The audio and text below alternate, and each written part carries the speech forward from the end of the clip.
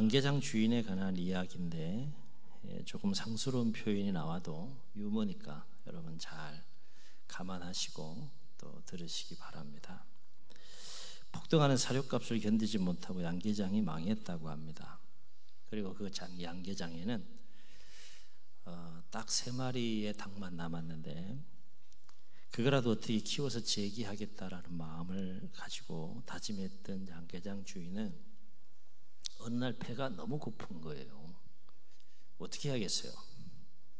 그래서 양계장 주인은 어쩔 수 없이 닭을 좀 잡아먹어야겠다라고 생각을 했다고 합니다. 그러나 수천 마리에서 딱 3마리 남아있는 놈들 중에 이 3마리 중에 어느 놈을 잡아먹을까 고민이 된 거예요. 그래서 묘안을 생각해냈는데 지금 한 마리를 잡아먹긴 하지만 머리 좋은 놈을 종자로 남겨놓기 위해서 제일 머리 나쁜 놈을 잡아먹기로 했다고 합니다. 그래서 주인은 닭들에게 문제를 내기로 했어요. 첫 번째 닭순이, 이름이 닭순입니다.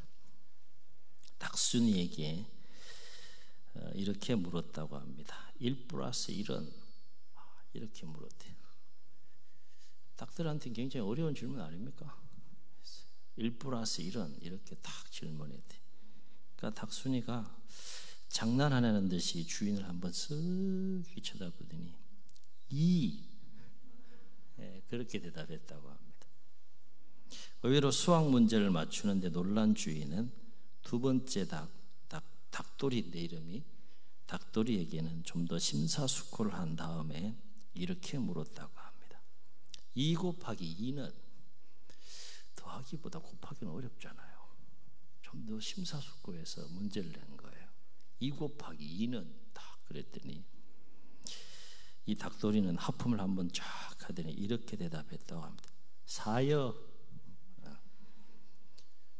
대답을 못해야 되는데 대답을 척척 하는 겁니다. 이렇게. 그래서 주인은 닭돌이의 대답에 화들짝 놀라지 않을 수 없었습니다. 이제 몇 마리 남았어요? 한 마리 남았어요. 한 마리. 마지막 닭까지 문제를 맞춰버리면 자신은 또 굶어야 될 처지입니다. 그래서 마지막 닭 이름이 닭대가리입니다. 이 닭대가리에게 이렇게 질문을 했다고 해요. 질문을 잘 들어보세요. 여러분도 한번 맞춰보세요. 1958만 7395 곱하기 242만 9085는 이렇게 질문을 했대요. 누구한테? 닭대가리한테. 닭대가리가 머리에 지가 나는 겁니다. 그래서 화가 난 이 닭대가리는 주인을 올려다보면서 목에 핏대를 막 쫙 세우고 이렇게 말했다고 합니다. 그래 털 뽑아라 이놈아. 이야기지만 유머가 아니라도 우리가 삶의 또 여정 속에서 웃음을 잃지 않고 항상 기쁨으로 삶을 살아갈 수 있으면 얼마나 좋을까 이런 생각을 해보게 됩니다. 오늘 말씀은 여러분 잘 아시는 초대교회의 모습이에요. 아시다시피 마가다락방에 120문도가 모여 있었고 주님께서 약속하신 성령이 충만하게 그곳에 임하게 됩니다. 그리고 그 가운데 성령이 충만한 베드로가 예수 그리스도에 관한 복음을 전하죠. 그때 놀라운 역사가 일어나는데 그날에 3,000명이 회개하고 그리스도인으로 돌아오는 역사가 일어나게 됩니다. 이렇게 초대교회가 폭발적으로 이제 탄생하게 되고 부흥하게 되는데, 그렇다면 그들은 이 회개하고 예수 믿고 그리스도인이 된 그들은 어떤 삶을 살았을까라고 하는 것인데, 오늘 말씀을 통해서 보게 되면 그렇게 성령이 충만한 베드로를 통한 그리스도의 복음을 듣고 현장에서 가슴이 뜨거워져서 회개하고 또 그리스도인이 된 그 수많은 사람들이 어떻게 삶을 살았는지에 대해서 오늘 말씀에서 잘 요약해 주고 있어요. 정리해 보면 그들은 사도의 가르침을 받아서 믿는 사람들이 다 함께 있어 모든 소유와 모든 재산을 팔아서 각 사람의 필요에 따라 함께 나누어주고 통용하는 삶을 살았다는 게 놀라운 삶이에요. 역사상 이런 또 삶이 재현될 수 있을까라는 생각이 들 정도로 자신들의 모든 소유, 모든 재산을 다 팔아서 각 사람의 필요에 따라서 그렇게 함께 나누는 역사가 그 현장에 일어났다는 겁니다. 생각해 볼 수 있는 것은 오순절 날 예루살렘의 디아스포라 수많은 유대인들이 각 나라에 흩어져 살던 유대인들이 이 고국의 예루살렘에 왔어요. 왔는데 놀라운 일이 현장에서 벌어진 거 아닙니까?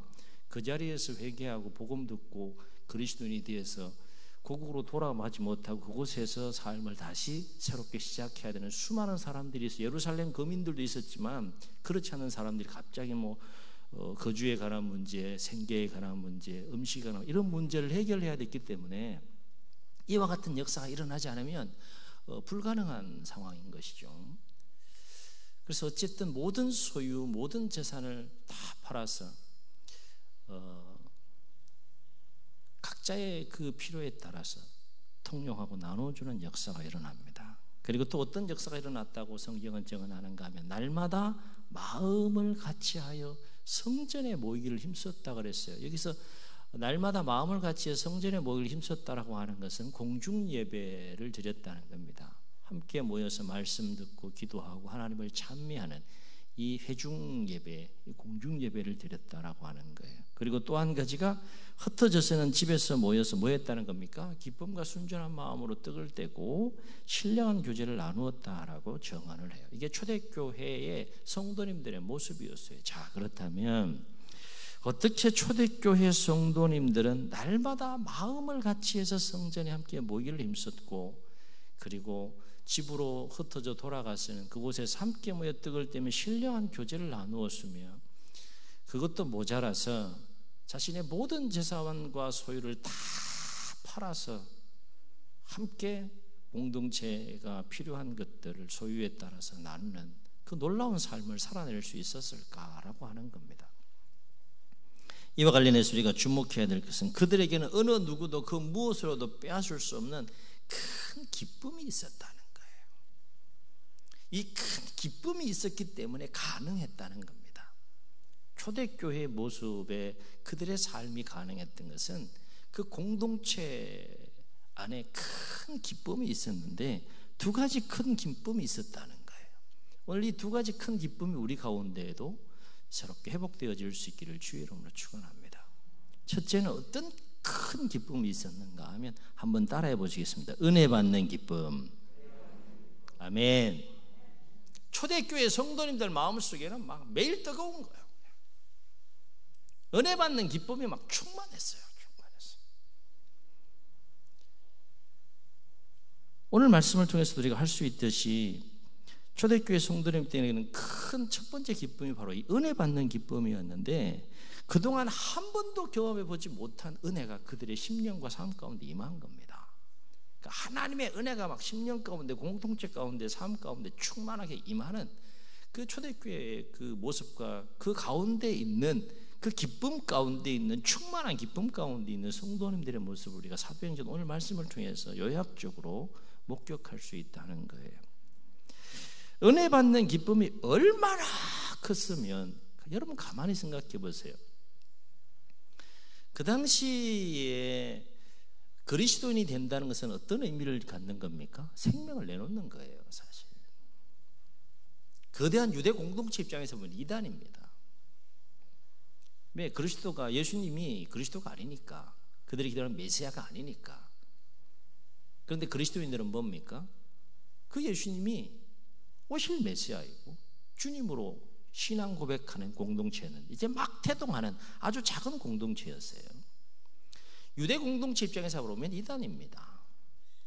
그러니까 그리스도인이 된다는 것은 엄청난 박해와 핍박 가운데 순교적 각오를 가지고 신앙생활을 해야 된다라는 것을 의미하는 것이 당시 그리스도인들의 삶의 모습이었어요. 근데 은혜 받는 기쁨이 얼마나 컸으면 성경은 이렇게 정언합니다. 날마다 무엇을 같이 하여? 마음을 같이하여 성전에 모이기를 힘썼다 그래요. 우린 지금 코로나 때문에 벌벌 떨잖아요.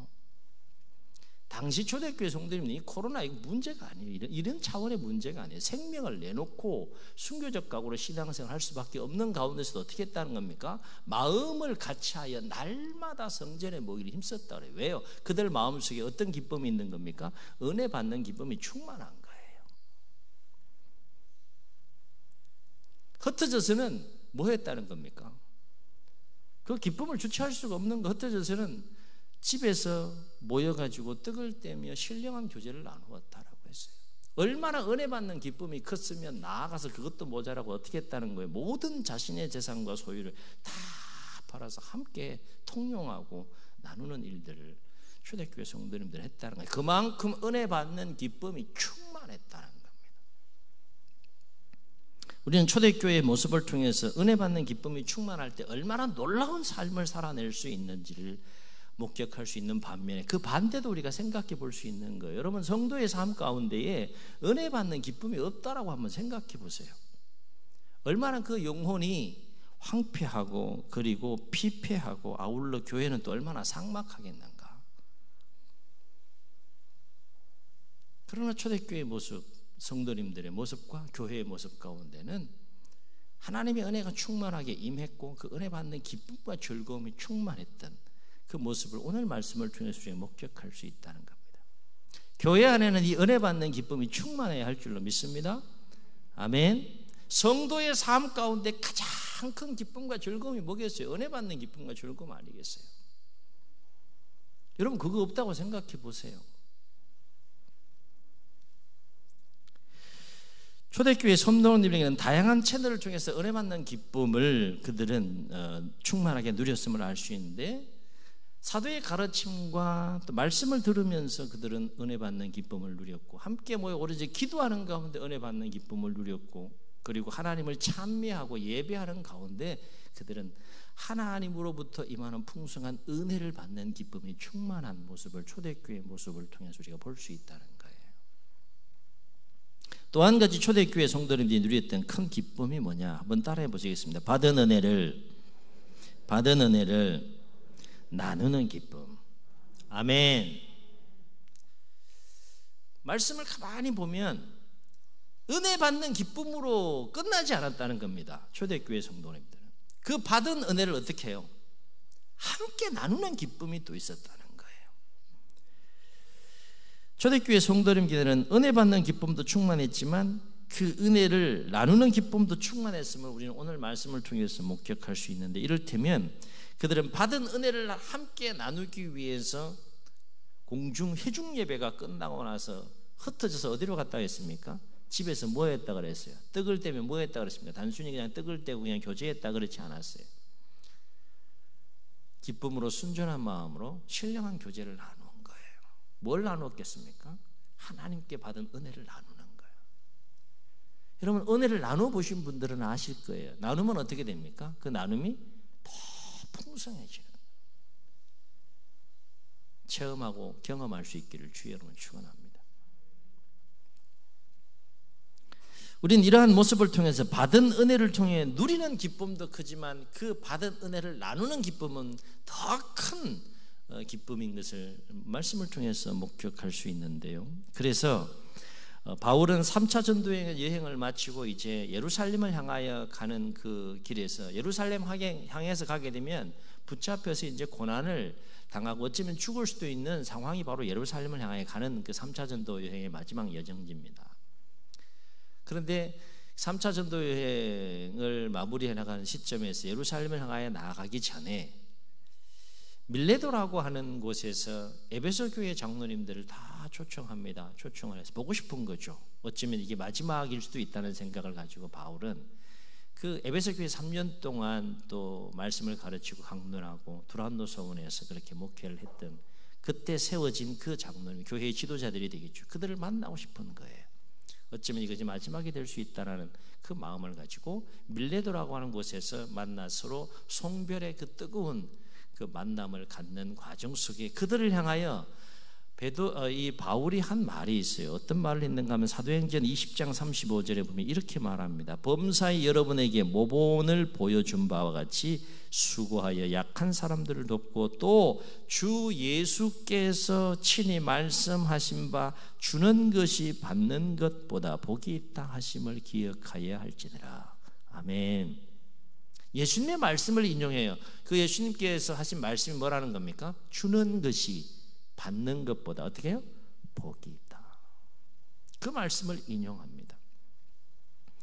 자, 그렇다면 초대교회 성도님들은 어떻게 그토록 크고 놀라운 은혜 받는 기쁨과 받은 은혜를 나누는 기쁨을 그들은 충만하게 누릴 수 있었을까라고 하는 것인데요.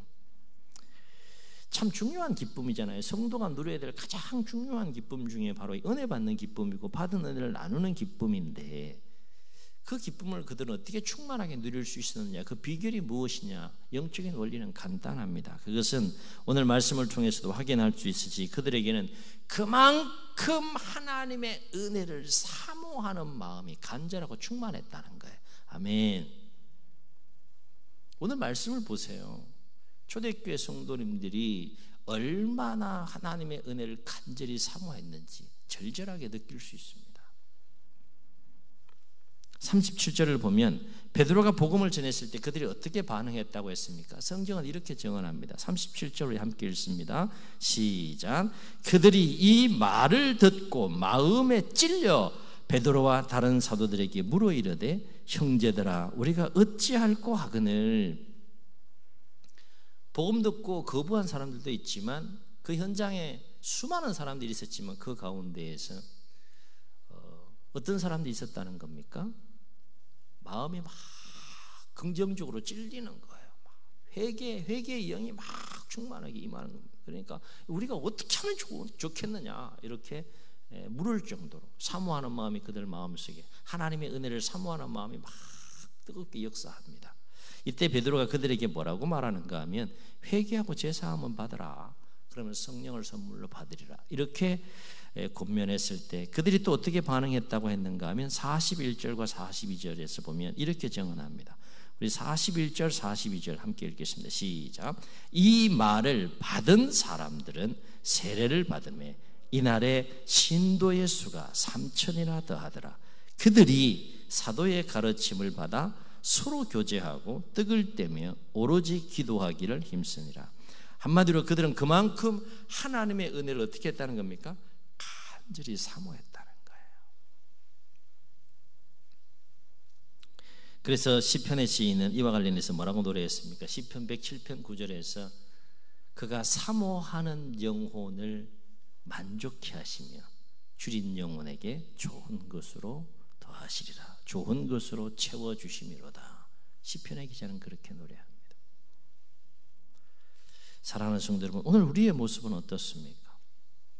우리 안에는 초대교회 성도님들이 가졌던 하나님의 은혜를 간절히 사모하는 마음이 있느냐 하는 거예요.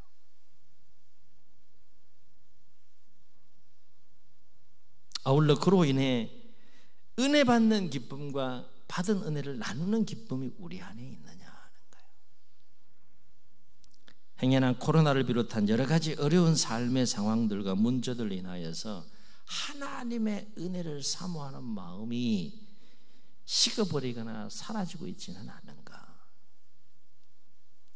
코로나보다는 비교할 수 없는 영적인 위기를 감지하게 되는데 그것은 뭔가 하면 하나님의 은혜를 사모하는 마음이, 그 열정이 식어지고 있고 사라지고 있는 현상의 모습을 우리가 오늘날 보고 있지 않습니까?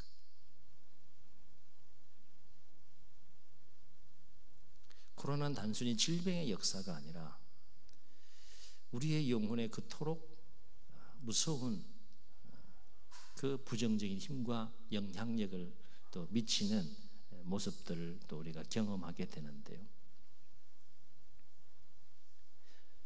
초대교회 성도님들은 환난과 박해와 핍박과 생명의 위협 앞에서 오히려 더 뜨겁게 하나님의 은혜를 사모했습니다. 그리고 더 폭발적으로 복음이 뜨겁게 역사했고 교회가 부흥하고 성장해 가는 모습을 보게 됩니다. 그게 사도행전의 역사예요.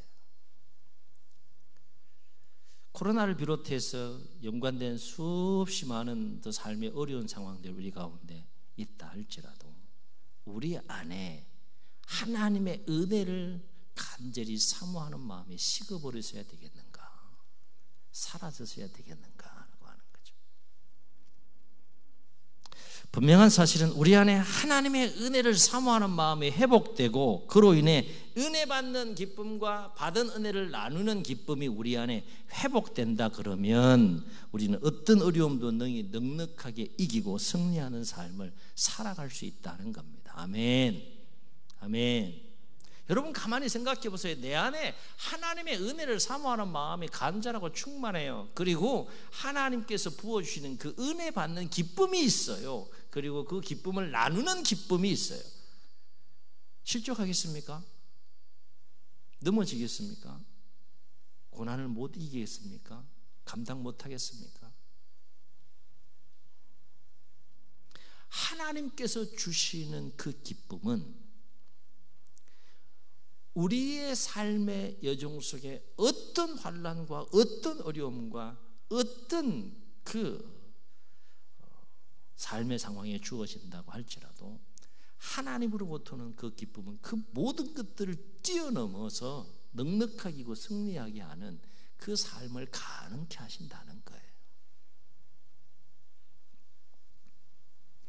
이것은 핍박과 박해 가운데서도 결코 낙심하거나 실족하지 않고 오히려 은혜 받는 기쁨과 은혜를 나누는 기쁨 가운데에서 오히려 순교적인 각오를 가지고 넉넉하게 그 모든 것들을 이기고 승리해야 하는 삶을 살아가는 초대교회 성도님들의 모습을 통해서도 우리가 선명하게 목격하고 확인할 수 있다라고 하는 것입니다. 사랑하는 성도 여러분, 코로나를 비롯한 여러 가지 어려움들이 있다고 할지라도 그 어려움들로 인하여서 성도가 마땅히 누려야 될 은혜 받는 기쁨, 그리고 또 은혜를 나누는 기쁨을 빼앗겨서야 되겠는가 하는 거죠.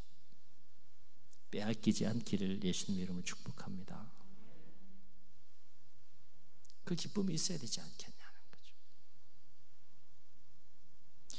바로 없기는 우리 안에 다시금 하나님의 은혜를 사모하는 마음이 새롭게 충만하게 또 불일듯 일어나고 회복됨으로 하나님께서 부어주시는 그 풍성한 은혜를 받는 기쁨이 우리 가운데 넘쳐나고 더불어서 받은 은혜를 함께 서로 나누는 기쁨이 더불어 충만하게 우리 가운데 회복되고 역사함으로 이 두 가지 기쁨으로 모든 어려움들을 넉넉하게 이기고 승리하는 삶을 살아가는 우리 모두가 되시기를 예수님의 이름으로 축복합니다.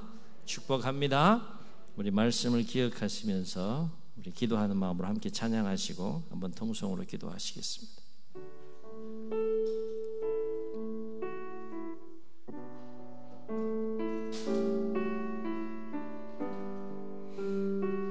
목마른 사슴 시내 물을 찾아 목마른 사슴 시내 물을 찾아 헤매이듯이 내 영혼 주를 찾기에 갈급하나이다. 한 번 더 목마른 사슴 시내 물을 찾아 목마른 사슴 시내 물을 찾아 헤매이듯이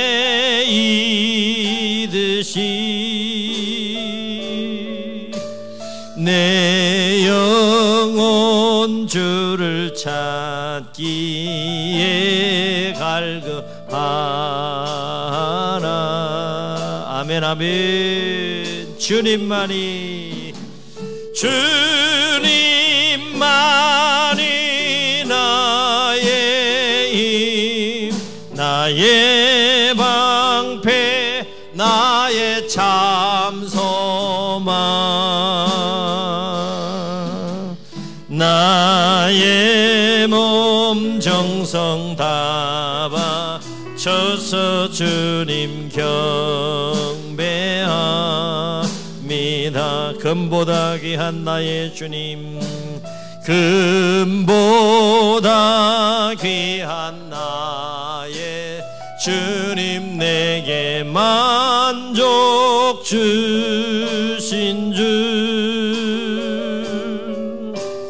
당신만이 나의 기쁨 또한 나의 참.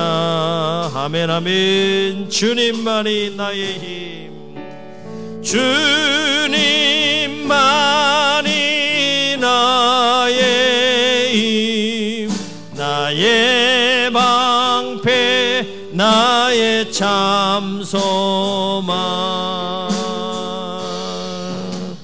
나의 몸 정성 다 바쳐서 주님 경배합니다.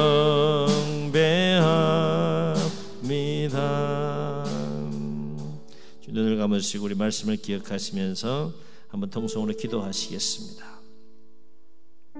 그렇습니다. 하늘에서 비가 아무리 억수같이 쏟아진다 할지라도 그릇에 뚜껑이 닫혀 있으면 한 방울의 비도 받을 수 없는 것처럼 하나님의 은혜가 아무리 크고 아무리 놀랍다 할지라도 우리의 마음이 닫혀 있으면, 우리의 심령이 그 은혜를 사모하는 마음이 없으면, 식어버리고 또 사라져버리면 그 은혜를 조금도 우리는 누릴 수 없습니다. 코로나 시대를 살아가면서 하나님의 은혜를 사모하는 그 간절한 마음이 식고 있는 우리의 모습은 없습니까? 사라지고 있는 우리의 모습은 없습니까? 초대교회 성도님들은 순교적 각오를 가지고 그리스도의 복음을 붙잡고 하나님의 은혜를 간절히 사모하며 하나님께서 부어주시는 은혜 받는 기쁨이 충만했고, 받은 은혜를 나누는 기쁨이 충만한 가운데 모든 환난과 시련과 어려움과 역경을 넉넉하게 이기고 승리하는 모습을 성경을 통해서 봅니다. 오늘 우리의 모습이 되어야 되지 않겠습니까? 주여, 우리 안에 상황이 어떠하든지 간에 하나님의 은혜를 어린아이와 같이, 신령한 것을 사모하는 어린아이와 같이 하나님의 은혜를 간절히 사모하는 마음이 우리 가운데 다시 불일듯 일어나게 도와주시고 회복되게 도와주옵소서.